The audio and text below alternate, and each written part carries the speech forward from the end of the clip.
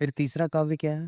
राजत्य सौशचित राक्षत पुंजराजिर दत्ताधिकृत्य जिनमक्षतमक्ष धूर्तैः वीरस्य नेतर्जनस्य तु वीरपट्टो बद्धः शिरस्य तितरां श्रियमादनोति।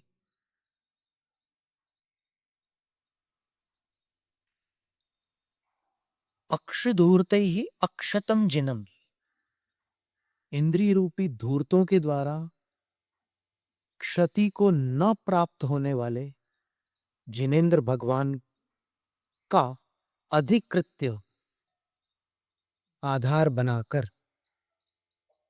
अथवा जिनेंद्र भगवान को आधार बनाकर, क्या कहा? इंद्रिय धूर्तों के द्वारा। अक्ष धूर्त का अर्थ क्या लेना? अक्ष शब्द क्या नहीं करता यहां पर, अक्ष का अर्थ आत्मा मत ले लेना, क्योंकि आत्मा कभी धूर्त नहीं होती।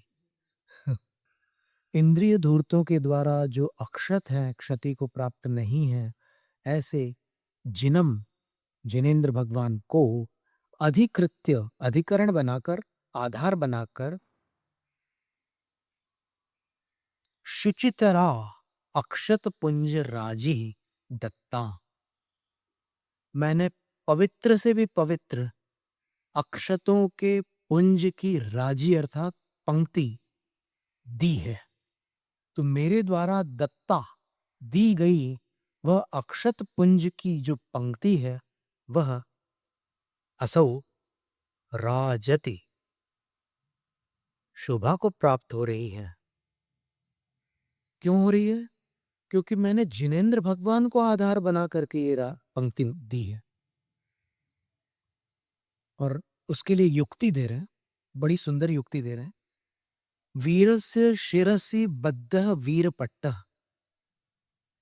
एक वीर पुरुष के ललाट पर बांधा हुआ जो वीरपट्ट है, वह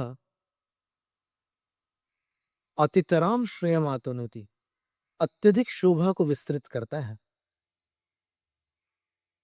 तू किंतु इतर जनस्य बद्ध वीरपट्टः श्रियम न आतनोति, अन्य मनुष्य जो कायर है उसके माथे पर अगर वीरपट्ट बांध दिया जाए तो वह वीरपट्ट उसको शोभा नहीं देता, क्योंकि अभी चूहिया आ जाएगी तो फिर भागेगा, या कॉकरोच निकल जाएगा तो चिल्लाएगा, या सांप आ जाएगा तो कांपने लग जाएगा और उसके मुंह से चीखें निकलेंगी, बचाओ बचाओ।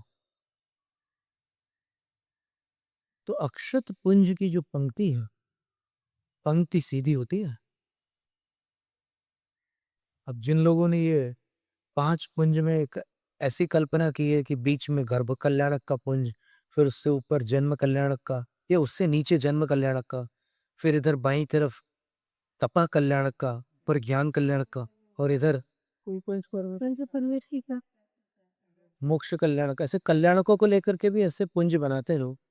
तो यहाँ पर जिन पूजा में एक पंक्ति में अक्षत पुंज दिए जाते हैं, तो अक्षत पुंज राजिम ददामि अथवा पुंज पंक्ति रूपेण अक्षताम ददामि, ऐसे दोनों प्रकार के रूप बन सकते हैं, क्योंकि पुंजों की पंक्ति है ये, मात्र अक्षत की पंक्ति नहीं। जैसे आप चूने से लाइन खींच लो, वैसी पंक्ति नहीं है। पुंज बना करके 1 पुंज, 2 पुंज, 3 पुंज, 4 पुंज, 5 पुंज, ये पुंज की पंक्ति बनाई है और बीच में गैप है, एक एक पुंज के बीच में अंतराल है, अन्यथा वो पुंज पंक्ति नहीं कहलाएगी, अक्षत पंक्ति हो जाएगी।